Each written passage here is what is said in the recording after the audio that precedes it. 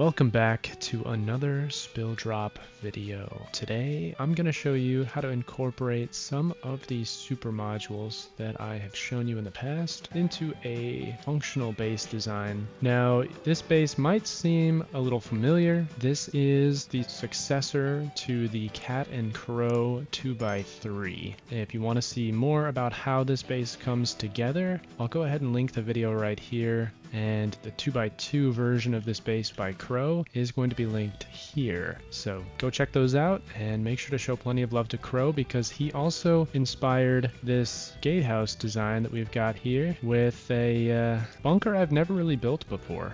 This is new to me. I saw a pretty cool tutorial on Crow's channel for building these, and I thought they'd be a perfect addition to this compound that we have. So as you can see down in here, we've got a tool cupboard covering half of the shooting floor wall, and the gatehouses here. It's going to be pretty much the same on the other side as well. Now this is a detachable external TC, so you can remove it if you like by placing foundations like so and putting a roof tile here.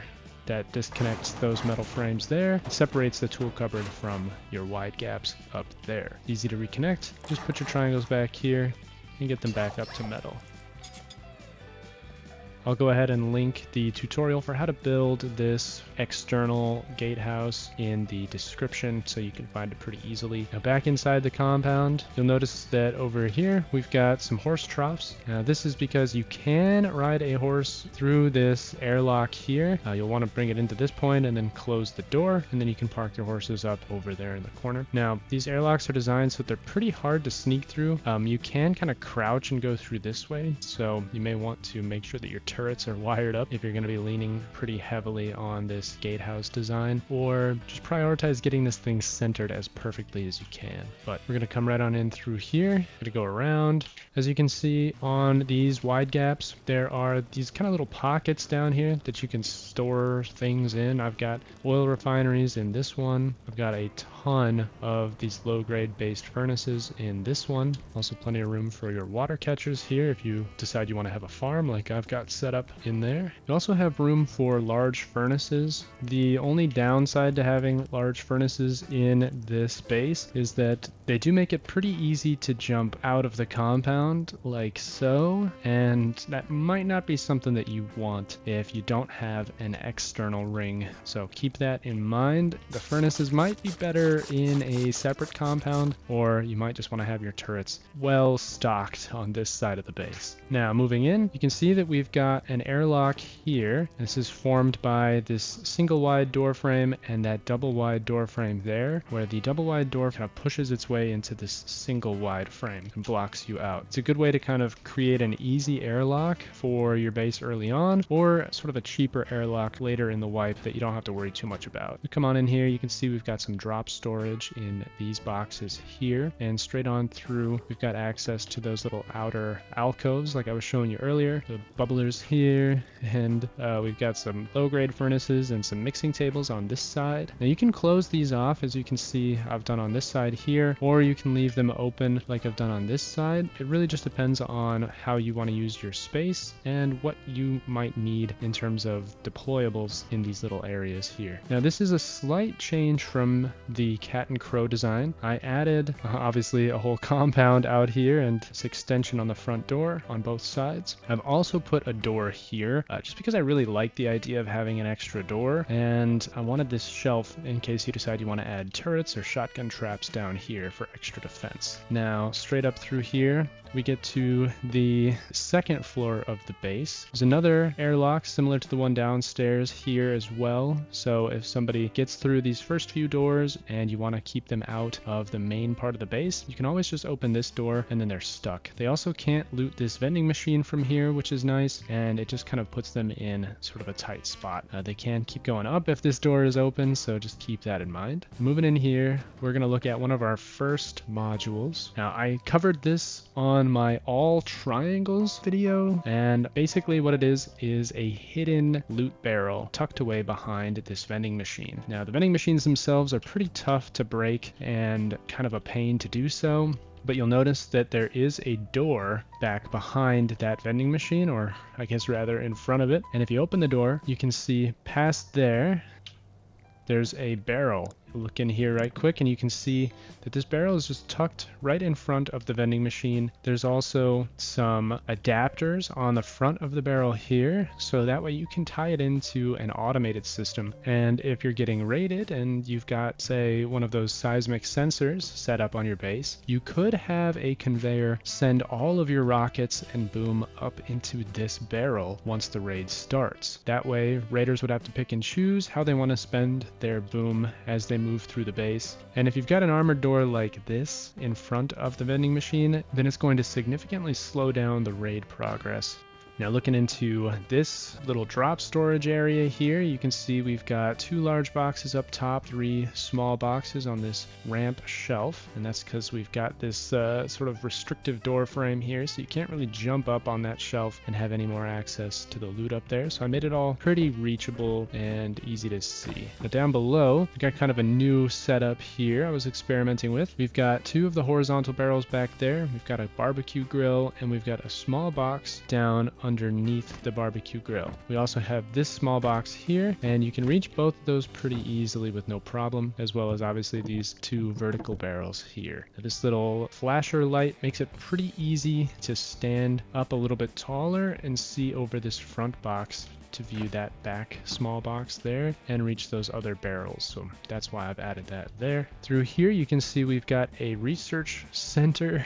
We've got the prison cell bars set up. The research bench is poked right in through there and as far back into that triangle as it can go. The box underneath it similarly pushed pretty far back there, and then we've got 3 extra small boxes up here for extra stuff that you might want to research or blueprints that you already have and are saving up for an auto crafter, stuff like that. Through here we have our battery. You can add more stuff to these modules as needed, but to fit this shelf in here I've kept it pretty simple. And this shelf is also sort of a new design. We have the repair bench here. We've got 3 of these low tier weapon racks and then a large box, as well as 2 small boxes down here. So you can jump up, you can access any of the weapons or tools that are in these weapon racks here. You can access this box, or you can just stay up here out of the way of your teammates if need be, and just be kind of crouched up here in this cozy little spot.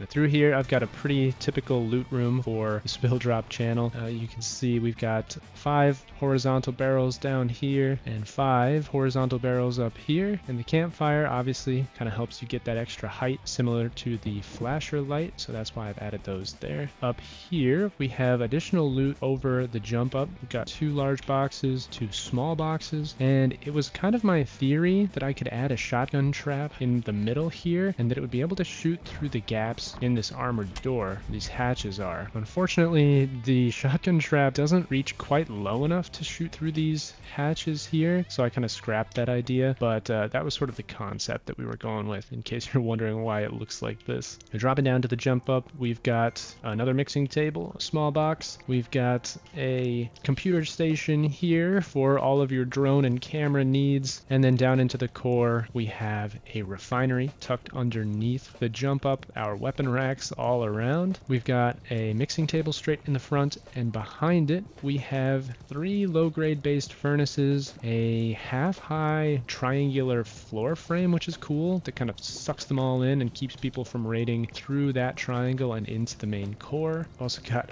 more weapon racks and stuff here. I tried to get rid of these wallpapers, but they just keep coming back, and I don't really know why that is. Now here is a super module that I shared in my most recent super mods video. This is the shelf module with 6 large barrels set up on it and still allowing you the space to pass through this area with no trouble at all. Now through here we have another vending machine kind of tucked away behind this door. When I'm building this base in a regular server, I will typically have this be my front entrance with a wood single door frame there that I can chop out and replace with a metal wall where you see that one back in there. there. That way you have the spot to place this vending machine later on, but you also have a pretty easy way to get into your base before you have roof access. Once, of course, you've secured your roof access and got your front and back doors, then you can place this armored door or a metal door here to kind of seal everything in. Now through here, we've got one of my classic super modules, the Super Forge. I'm working on reviving this design with some updates, so stay tuned and it'll be coming here pretty soon.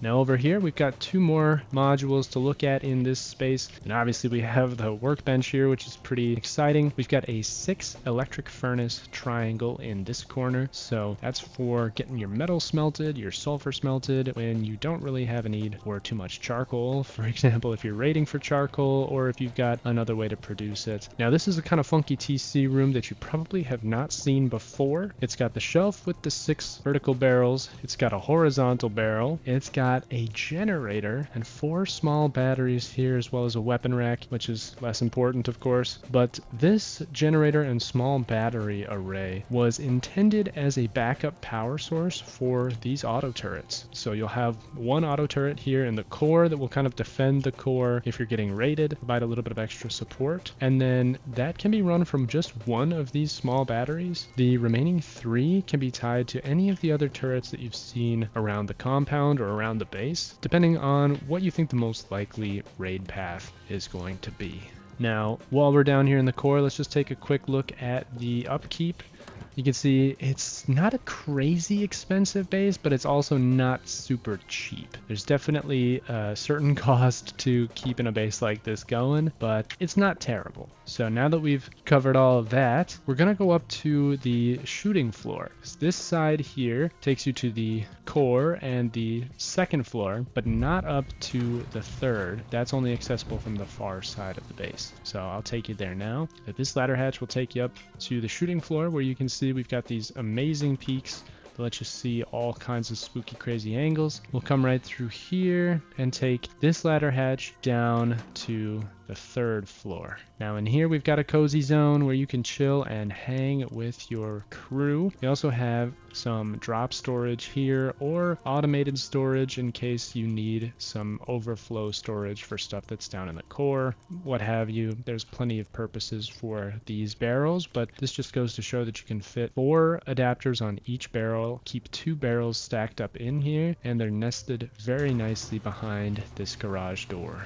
Now in here we've got a farm module, which is quite a bit bigger than most of my usual modules. I just kind of have been really into the farming aspect of this game lately, so that's what I have been working on, developing a little bit more, some really efficient small farms. I've got 2 sprinklers here, and the intention for the 2 sprinklers is that you will run both of them when these planter boxes get dry, like you can see here. And once they're up to a sustainable amount of moisture in the soil, you would have one of these switched off, so that way only one sprinkler would be running to keep these full, keep them moist, but you're not going to be draining your water supply that quickly if you're only using one sprinkler. I've also got the dreaded seed super module here, which is just a bunch of boxes stacked up on top of each other in this prison cell wall system, I guess you could call it. And they live very nicely and happily here, and you can store all of your clones and stuff really neatly in this wall of boxes. We've also got some water storage back here. There's 2 small boxes down there. And then in here, we've just got a tier 2 super module, a little money comb action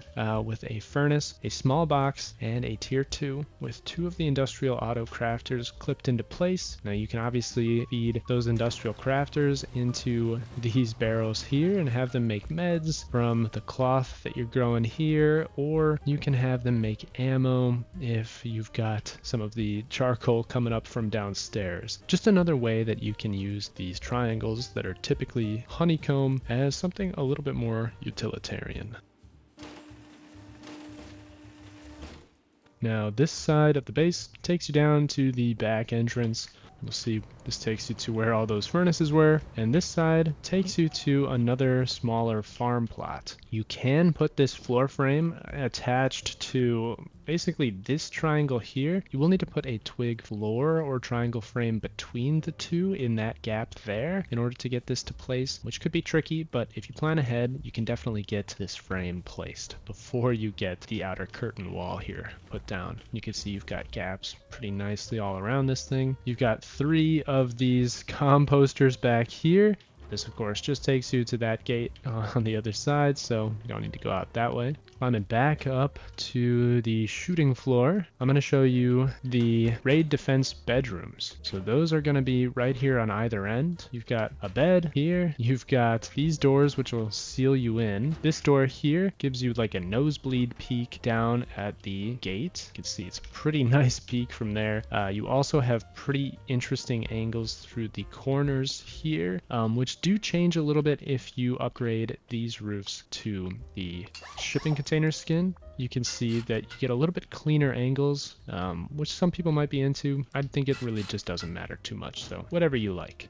Now, of course, you've also got a locker here, which you can stash your kits in case you die while you're defending. You can jump up here and defend the roof, no problem at all. You can also defend your shooting floor from here. And if somebody's flying around outside, you can fire on their helicopter. You can also reach out here and access this turret if it needs to be refilled with ammo, or if you want to pull the gun and ammo out of it for your own personal use during the defense. Now, through here, we've got some drop boxes. You can pass loot through here to make it a little easier to restock without having to go all the way into the base. You can peek around these doors as well, so they do give you some pretty good angles through the shooting floor and protect you that much better. And right here you've got the other bedroom on the other side of the roof. So you can see we're peeking down to the other bedroom straight through there, and at the shooting floor here, same kind of way we can reach and view the turret and peek down at the front gate like so. I've added these flasher lights here because they let you walk straight up onto the bed without having to jump, which is really nice when you're moving around with these metal double doors. They can be pretty tough to navigate. Now, poking your head in here, we've got an armored door sealing off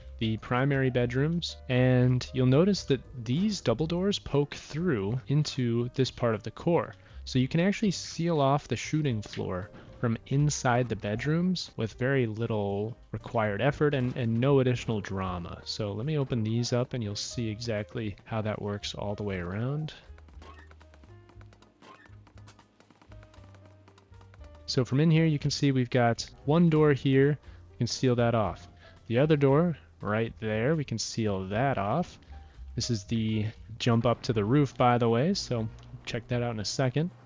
Also got some loot here. Through here, we've got some of the drop boxes that can be accessed from the shooting floor, refrigerator, and a small box there. We've got our bedrooms, primary bedrooms, and here's the drop boxes you were seeing from outside earlier. 4 beds. The space is kind of designed for a quad group. Smaller groups could definitely do well in this base, but it would be a little tough to farm for the build, so just keep that in mind. This door obviously works as an airlock for these 2 doors as well, which is really nice. And this bedroom door acts as an airlock for this door out to the shooting floor. We'll go ahead and close these doors off as well to seal up the shooting floor.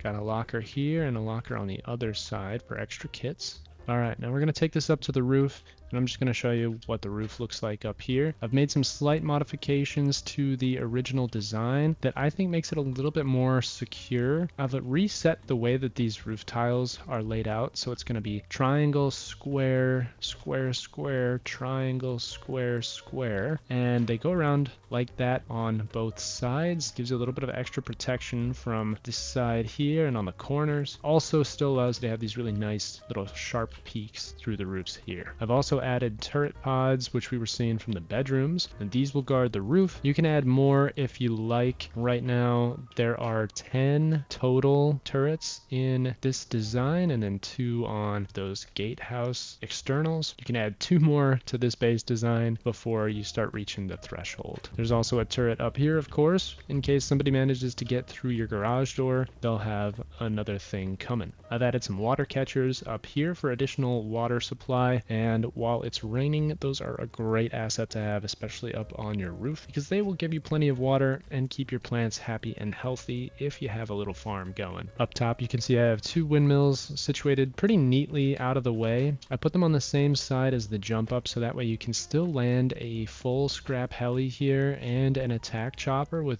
still a pretty decent amount of room to navigate. There's also 2 SAM sites up on these platforms as well. I've also got a fun little pool area over here with some beach chairs and a little pool and disco ball and all that good stuff just for R&R time, which we all need. And these very cheeky reactive targets, which, as you can see, are just kind of funny looking little guys. And you see those and think, oh, maybe those are a player. If you shoot at them, you actually get a hit marker, which might help some players feel like they are successfully raiding you and getting hits off while they're actually not doing anything at all. This compound is about as tight as you can get it and as neat as it can possibly be. I wanted to make sure that there was still room to put some of these larger deployables outside of the base, even though they do make it pretty easy to jump in and out. That's it. That is all that I've got for you today. Just a few super modules squeezed into this pretty neat 2x3 base design. Thank you so much for watching another Spilldrop video. If you haven't already, go ahead and click that subscribe button, and I will catch you in the next video.